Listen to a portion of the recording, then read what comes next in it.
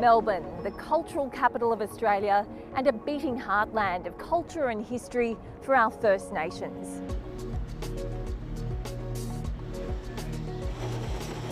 Scattered across these vibrant streets are markers to the original custodians of this land. What you might not know is that it's also been a centre of Indigenous activism over decades, and that's led to constitutional recognition and a voice in this state.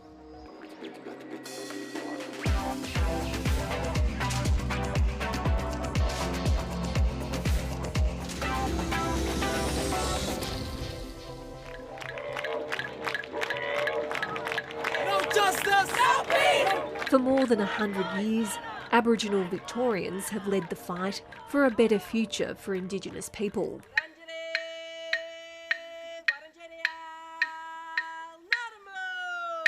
Today, Melbourne is home to thousands of Aboriginal families from the different Indigenous nations that make up Victoria. We're never scared of coming forward and saying what we think about things as the Victorian Aboriginal community. We're not going to sit quietly on the sidelines. We've got a really strong history of our leaders stepping forward. Australians are considering whether we want to change our constitution to create a new voice for Aboriginal and Torres Strait Islander people.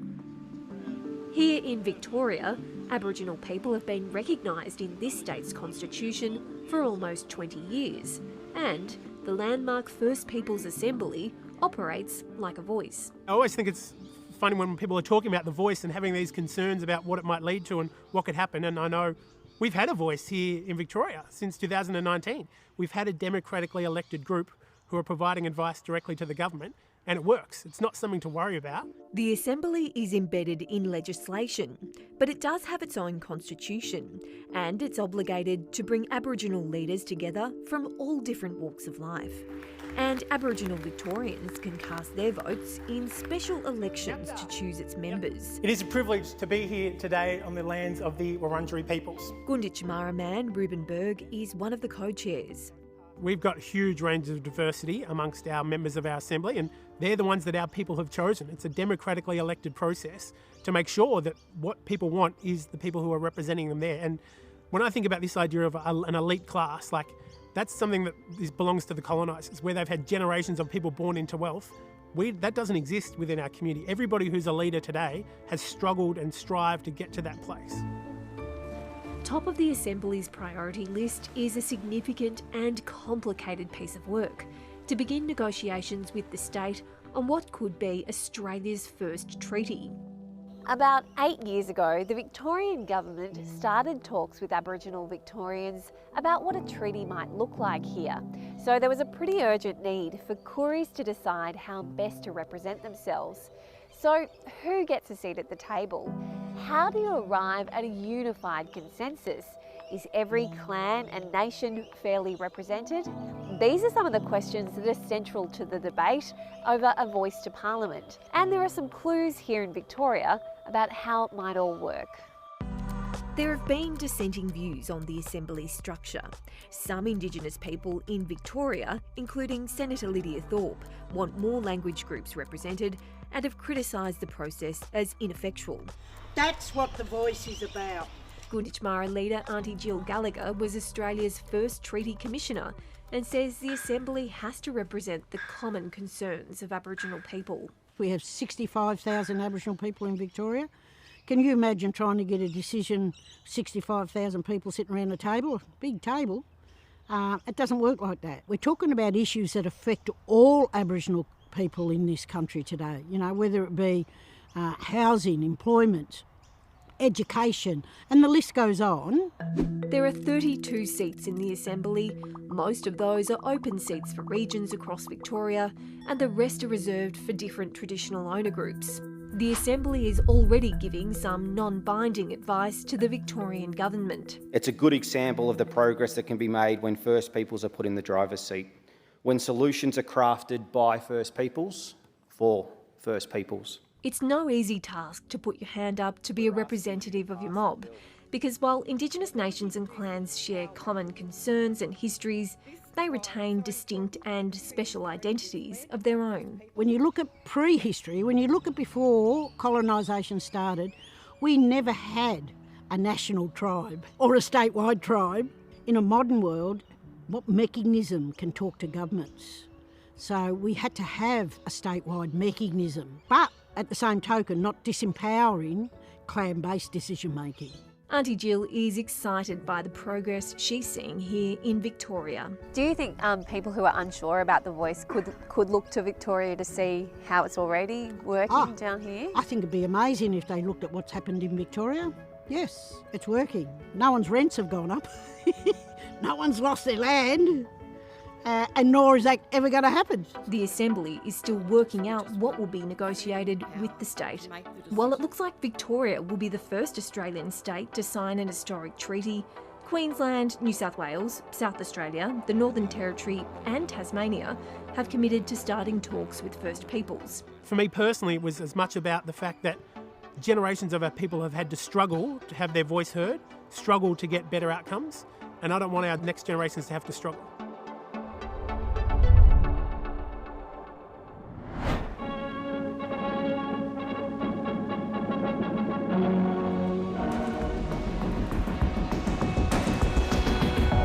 G'day, my name's Tom Forrest. I'm a proud Yorta man from the East Kimberley region, and I'm on the streets to ask people about pride in First Nations culture. Are you proud of Aboriginal culture? Oh, 100%. Are you proud of the Aboriginal culture? I'm very proud of Aboriginal culture. I grew up in culture since I was a baby. I'm proud to call myself a Ngurrindjin Walmajati, teenager of the Kimberley region. My totem is Barramundi. I take, really pride of it. When I see the traditional people speaking their language and their culture and everything, I get very envious. There's one thing that the white society could give back to us, and it won't cost them 1 single cent, and that's self-respect. I want to be accepted for what I am, an Aboriginal, not a black-white fella, Oh, I think I'd be prepared to be called British. Why really? So? Well, I'm part of the European stock, and if I called myself Australian, I'd be lowering myself down to, I suppose, to stay the Aboriginals.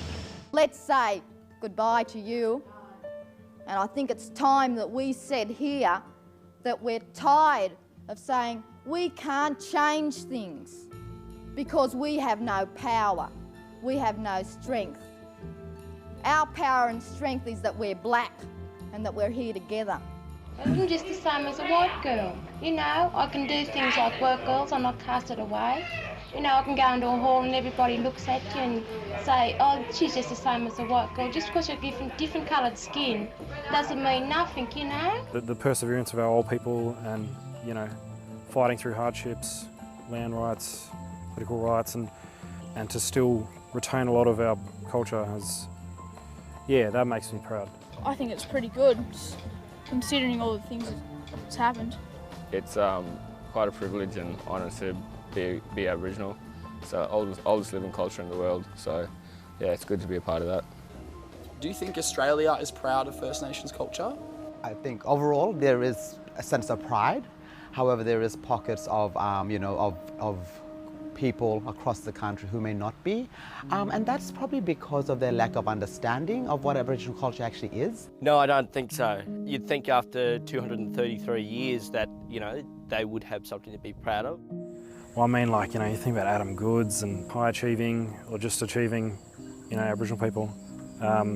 You're given a very short leash, I guess.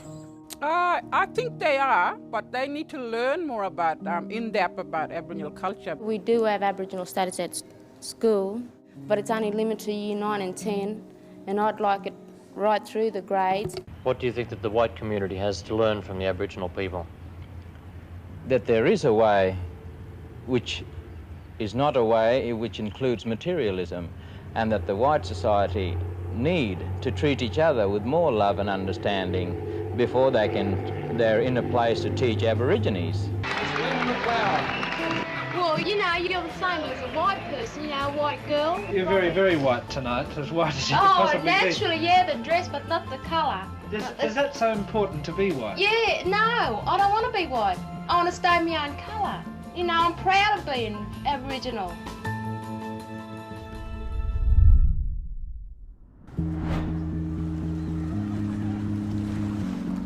As we head towards a referendum on a voice, we've been hearing a lot about a treaty between Indigenous Australians and the federal government.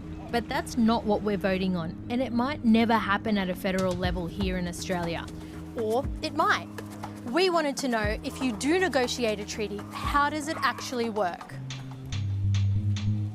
Turns out our Māori neighbours in Aotearoa, New Zealand, just over the ditch, have had a treaty in place for more than 180 years. So I've come here to find out what Australia can learn from their experience. It was 1840, and after a lot of heartache and bloodshed, this agreement was reached between the British Crown and about 540 Māori chiefs. It's called Te Tiriti o Waitangi, or the Treaty of Waitangi. It's very personal to me. My great-great-great-great-grandfather was one of the signatories. Kelvin Davis is New Zealand's Minister for Māori Crown Relations, Te Arawhiti. This is his name here. It says Te Tohu o Pōmare, which means the mark of Pōmare. That's the sign, because he couldn't write, but that's the mark he used, and it was taken from the tattoo on the side of his nose.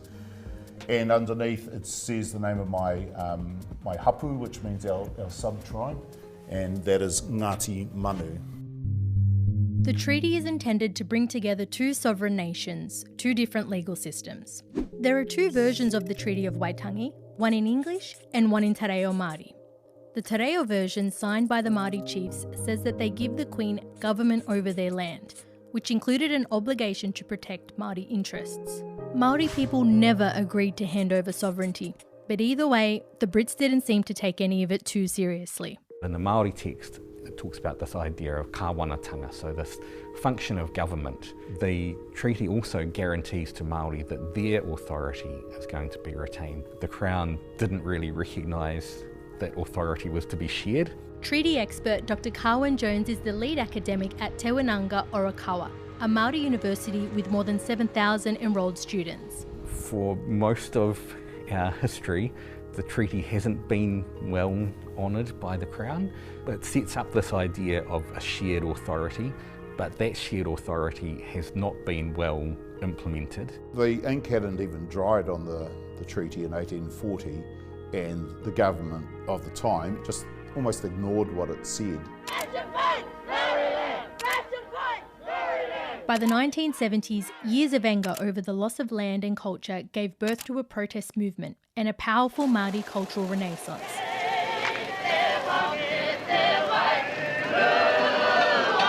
It was a huge moment.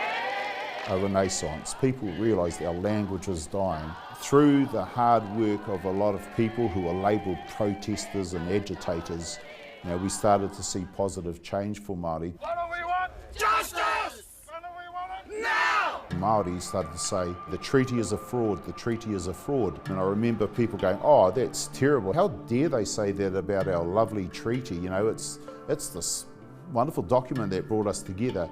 And Māoridom went, that's not really working. We need to change our rhetoric. So instead of saying the treaty is a fraud, they said, honour the treaty. And then non-Māori New Zealand went, honour it? We have to do what it says? In 1975, the Waitangi Tribunal was set up to hear Māori claims around breaches of the treaty. The Waitangi Tribunal makes recommendations to government, which government can, for the most part, choose to either accept or to ignore. The tribunal doesn't always agree with Māori, but often they do, and they make recommendations saying that government should do this or do that to make amends for failing to honour the treaty throughout the years. A lot of the historical claims for breaches of the treaty have ended up in settlements of land and money, as well as formal apologies from the Crown, co-governance of rivers and lakes, and the restoration of Māori place names. I think it's a really important part of our healing. It's about justice. It's about fairness.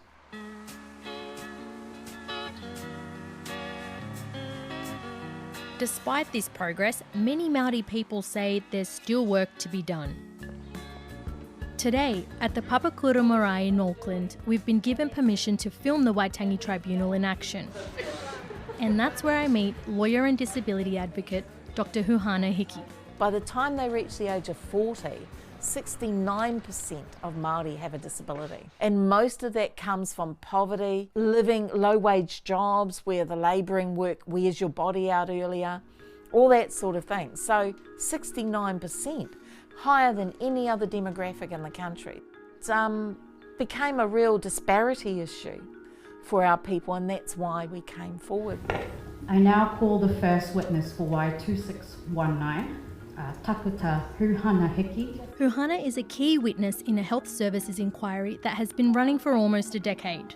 Well, the treaty actually gives me my rights as a Māori woman. I should be an equal citizen in this country, and that's what that's supposed to guarantee. She's arguing that health services are failing Māori people living with a disability, but hopes the tribunal can help address this. We should be there at the table from the very beginning, before any policy or framework is developed.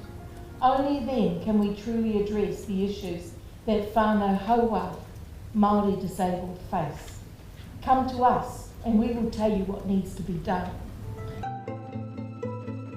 If you can imagine that there's a river running through Aotearoa, New Zealand, on one bank of the river is the Māori world, and then on the other bank of the river is the non-Māori world. Those two worlds are really quite separate, but we have a bridge that does connect those two worlds, and that bridge is the Treaty of Waitangi. As we weigh up what the future might look like for Australia, there's much we can learn from our Māori neighbours. You need something that guarantees Aboriginals their rights and their voice, because, you know, they still are being treated like as though they don't belong. And that has to stop. I think a treaty has a really important role in uniting country. We don't all need to be the same, but we need to have ways of working together which are based on mutual respect.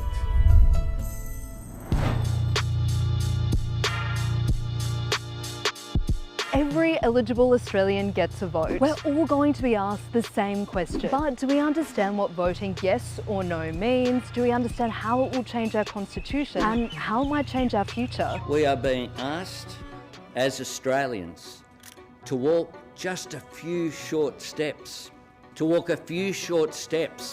establish an advisory committee. That's what the Voice is. An advisory committee. I strongly advocate a no vote because I've listened respectfully to all of the contributions. I've listened to the legal advice. Today we're going for a walk to take a look at both sides of this debate. Down this road is the case for the no campaign. On this street, we'll take a look at the yes case. Yes and no are fighting for our vote. Many are undecided. They're trying to figure out what's best, who was right, and who should I believe? Welcome to Yes Street. The government and prominent Indigenous Australians are driving this campaign to enshrine an Indigenous voice in the Constitution. They've developed the law and the referendum question we'll all vote on. Now, those on the yes side say that the voice will help close the gap, that it was years in the making. They say it was designed by First Nations communities to help empower them, the result of lots of dialogue that culminated at the Uluru Convention in 2017. We seek constitutional reforms to empower our people and take a rightful place in our own country. But exactly what the voice looks like, how it's built, what it does, how it operates, that will all be decided by politicians after the nation votes yes. Now, those on the yes side have been criticised by the no side for not providing enough detail.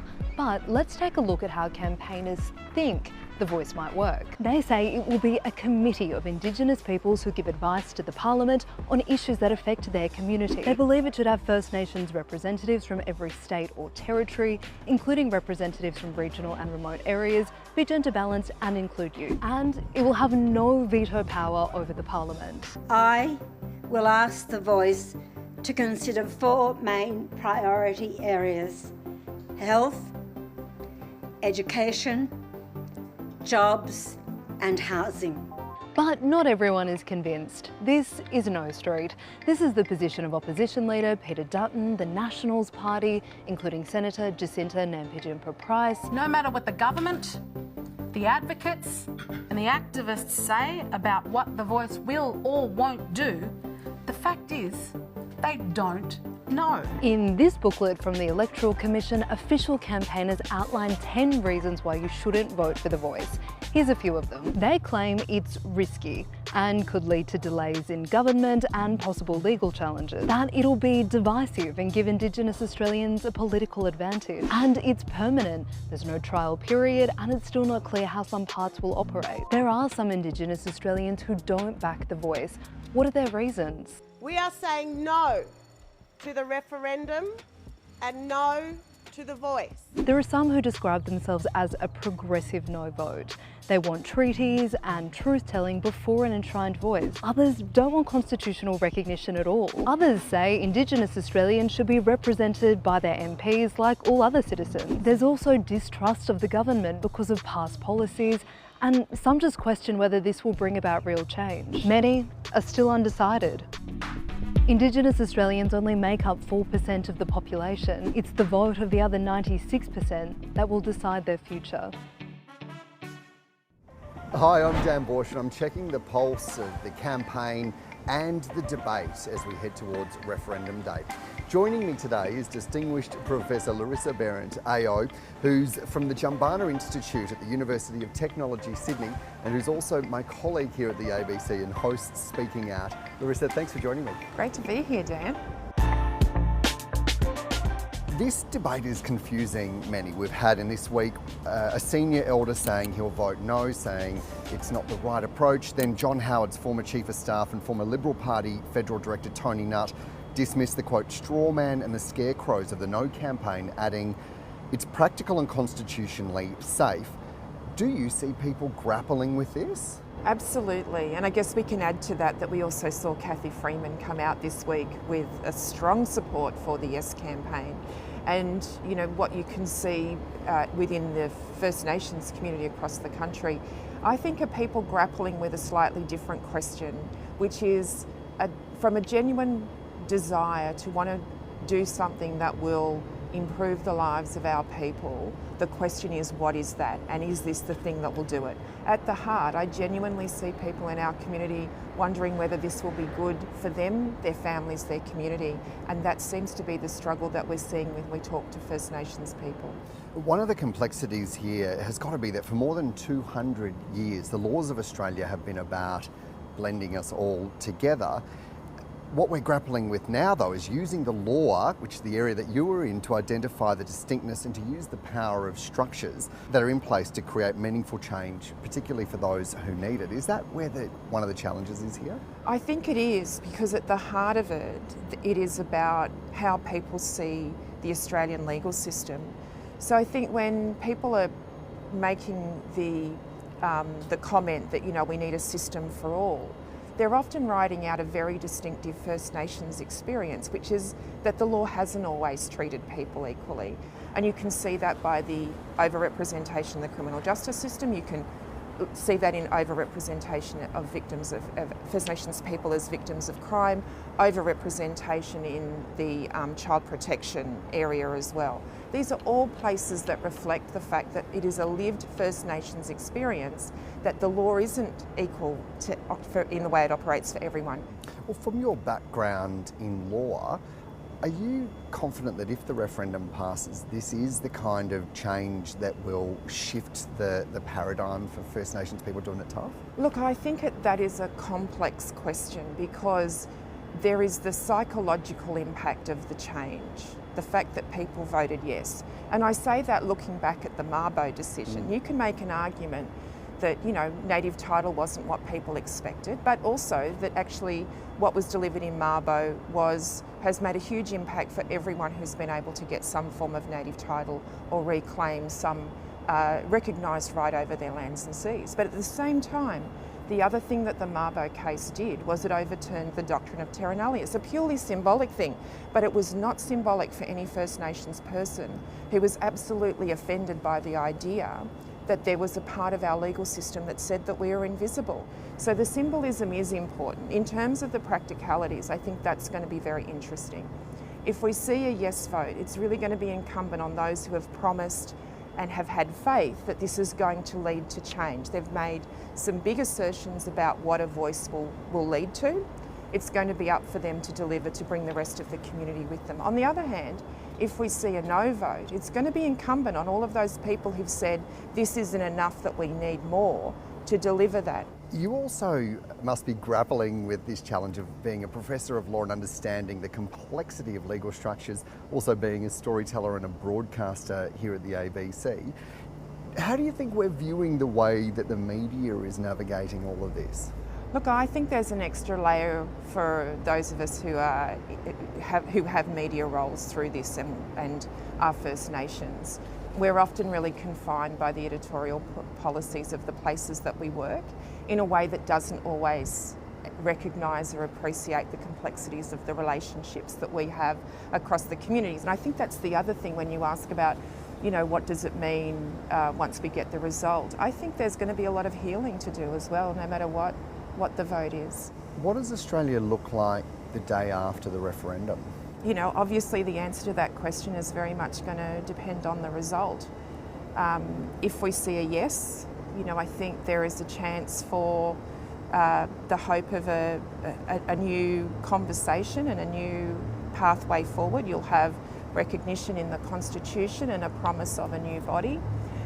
Then the challenge will be the detail. It'll be delivering on the very big promises that were made.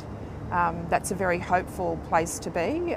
I think if it's a no, the first thing to deal with will be the psychological impact on First Nations people and what that means in terms of the message it sends. And the responsibility will be on those who've said this is not the way forward to show us what is the way forward. It will really be the responsibility of whoever carries the day to show that what they've promised to get that result is what they can deliver on. Yeah, huge weight for both sides. And whatever happens, you know, I think there are a lot of First Nations people who are thinking about how they spend that Sunday and Monday with their friends, families, communities and colleagues, trying to heal, repair and just be. Larissa Barrett, thank you so much for joining me. Thank you. So what we're looking at is a sort of small pebble of a dried plum. Every salty plum, they vary in their degree of dusting and their powdery exterior surface. Covered in what looks like salt and quite a bit of chilli, intimidating amount of chilli. I feel like salty plums, they unify as much as they divide. Salted or salty? Never tried salty plums before. Salty plum, never had one before. Kids up here go crazy for them. My sisters, my friends, lots of people eat them. Everyone, my family.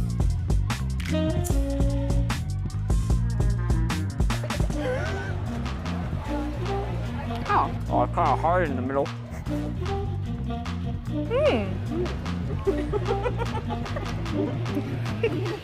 No, it's smoky. Oh, yum. Explosion of salt and spice, and then very sweet. It's hitting the back of the throat now, very sour. Mango-ish. It's like kind of almost like a tamarind a little bit, but not sweet. I'm not going to put the whole thing in my mouth like an amateur. Yeah, okay, very interesting. There's a lot going on. Very salty. Fruity, yeah, sour, absolutely. Tastes good. It's really nice. I kind of want one again right now. You know about the taste? No. You don't like it?